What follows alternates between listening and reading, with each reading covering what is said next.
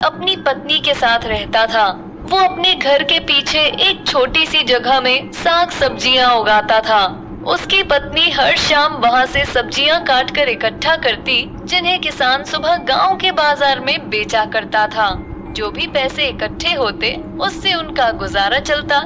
वहीं उस गांव में एक माता का मंदिर था, जिसके किनारे एक तालाब और एक आम का पेड़ था।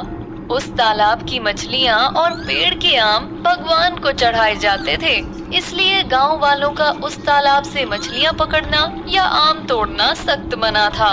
अगर कोई गांव वाला ऐसा करता पकड़ा जाता तो उसे सीधा गांव से बाहर निकाल दिया जाता था। एक दिन किसान अपनी सब्जियां बेचकर मंदिर के पास से गुजर रहा था। आम के पेड़ पर इस साल ढेर सारे आम लगे थे, जिसे देखकर किसान के मुंह में पानी आ गया। वो आम तोड़ता, पर उस पेड़ की काफी निगरानी रखी जाती थी। पर जब किसान ने इधर उधर देखा तो उसे वहाँ कोई नहीं दिखा। तब उसने जल्दी से आम तोड़ा और बहुत चतुराई से तालाब में उस आम को धोने के लिए उतर गया। जैसे ही वो पानी में गया, उसकी नजर ढेर सारी मछलियों पर पड़ी। उसने आओ देखा न ताओ और तालाब में एक हाथ मारकर आधा दर्जन मछलियां निकाल ली, फिर अपनी टोकरी में आम के साथ छिपा ली। किसान अपने ना पकड़े जाने से बहुत खुश था और इन्हीं ख्यालों में अपने घर को चल दिया। घर पहुंचकर उसने अपनी पत्नी को मछलियां दिखाई और कहा, आज इनको अच्छे से पकाना, मैं तब तक खेत में फसलों को पानी देकर आता हूँ। किसान पूरे मन के साथ पानी देने में जुट गया और उसकी पत्नी खाना पकाने लगी।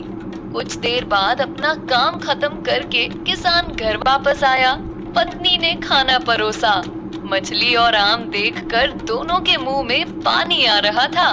पत्नी को बहुत जोर से भूख लगी थी तो उससे रहा नहीं गया, पर जैसे ही उसने पहला निवाला खाया, वो गिरकर बेहोश हो गई।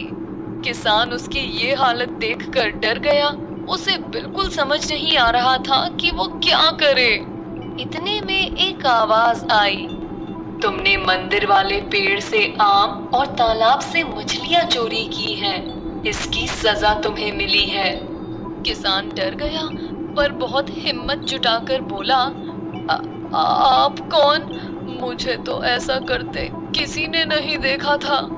फिर से आवाज आई, मैं उस मंदिर की देवी हूँ जहाँ से तुमने चोरी की।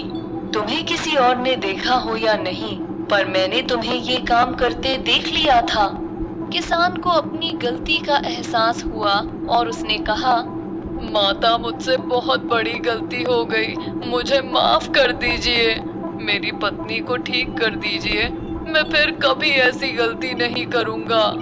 माता ने कहा, जिन बर्तनों में आज का खाना बनाया गया है उन्हें जाकर तालाब में डाल दो।